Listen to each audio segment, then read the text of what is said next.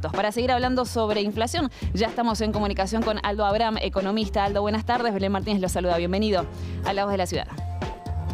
Buenas tardes, un gusto estar charlando con ustedes. Bueno, ¿qué opinó de este número de inflación, este 2,2%, que es el más bajo hasta el momento del gobierno de Javier Milei?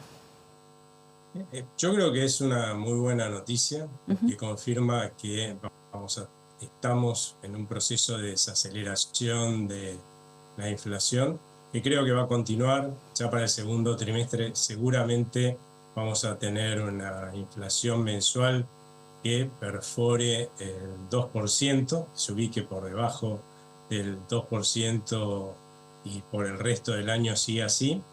Creo que esto no es casualidad que se esté dando. El Banco Central está logrando tener un manejo, un control del valor de nuestra moneda, como para poder estabilizarlo, que es cada vez mayor.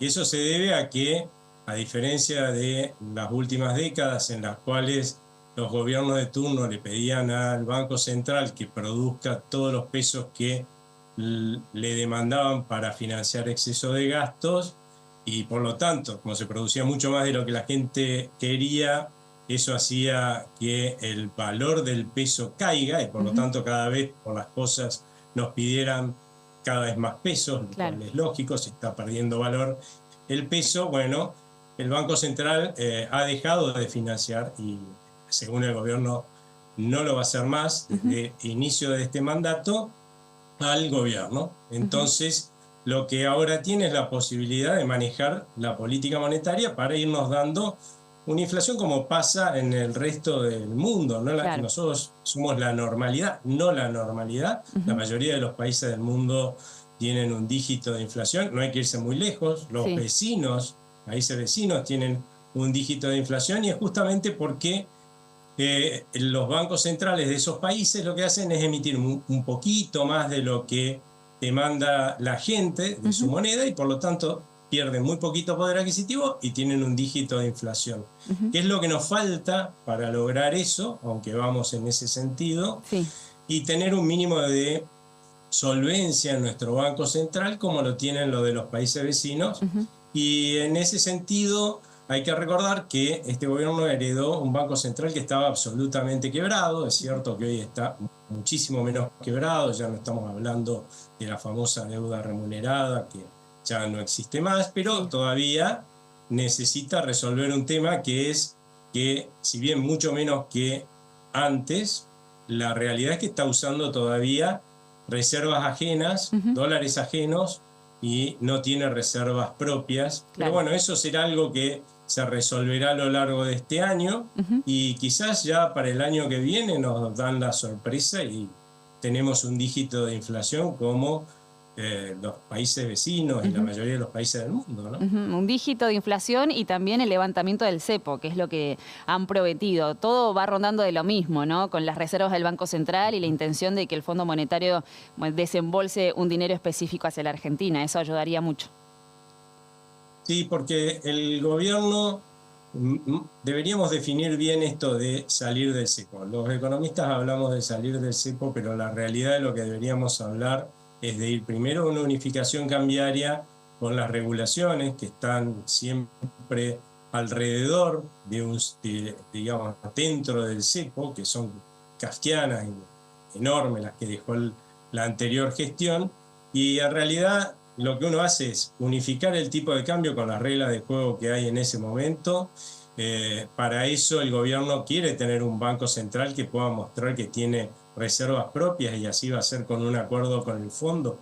El fondo le va a prestar fondos frescos al gobierno, recursos frescos con los cuales le va a comprar deuda del tesoro que el Banco Central tiene, y eso va a hacer que tenga el Banco Central reservas propias, como para que la gente esté tranquila a la hora de ir a una unificación cambiaria. Y bueno, después de que todos vieron que no pasó nada raro, que no hubo un gran estallido del tipo de cambio ni nada de esas cosas que se hablan hoy, bueno, ir sacando el resto de las regulaciones en lo que queda del año para cumplir con la promesa de haberlo eliminado al cepo para el 1 de enero del 2026, ¿no? Pero Eso es lo que está en discusión, de hecho, con el Fondo Monetario Internacional, porque es lo único que hoy le reclama a este gobierno, Claro. no haber salido todavía una unificación cambiaria. Y volviendo, Aldo, al tema de inflación, que era nuestro disparador para la charla, ¿qué pasa con el tema de los subsidios? Porque eso también puede impactar mucho en lo que tiene que ver con los valores de los servicios, ¿no? De energía eléctrica, de gas, de agua. ¿Todavía está atrasado todo eso? ¿Puede afectar tal vez la inflación en ese aspecto para los próximos meses, al igual que en los combustibles, que está atrasado el tema de los impuestos? A ver, una cosa que hay que entender es que las subas de tarifas no aumentan la inflación, ¿no?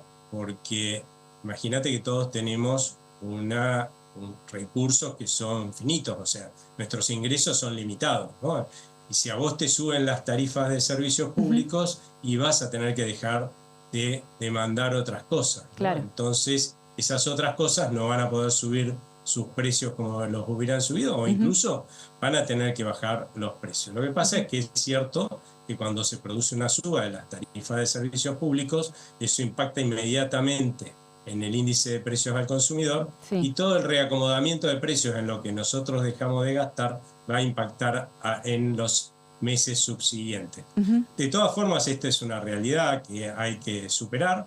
Las tarifas de servicios públicos para el Gran Buenos Aires todavía siguen teniendo subsidios, aún las que se supone, en mi caso que vivo en la ciudad de Buenos Aires, que no debería estar teniendo subsidios, algo de subsidios estoy recibiendo, lo cual es sumamente injusto, me parece a mí, porque hay un señor del interior que está pagando impuestos y además está pagando los servicios públicos que le corresponde, al precio que le corresponde, y por ahí es más pobre que yo, y eso es sumamente injusto. No puede estar ese señor pagándome con sus impuestos a mí lo que yo consumo. Lógico. Así que eso hay que eliminarlo, probablemente lo vayan haciendo de a poco para que no tenga un impacto muy duro en los gastos y en el cambio de gastos que vamos a tener que hacer los que recibimos esos subsidios, pero va a haber que hacerlo lo más rápido posible y probablemente mes a mes, y eso sí va a hacer que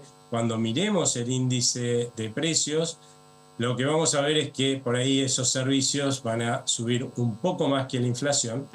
Y bueno, es una realidad. Después se irá acomodando todo y nos olvidaremos de también esta distorsión que son los sumamente injusta por otro lado, que son los subsidios a las tarifas de servicios públicos. Gracias, Aldo, por su tiempo y por supuesto por su análisis. Muy amable. Muchas gracias a ustedes, que tengan muy buen día. Gracias.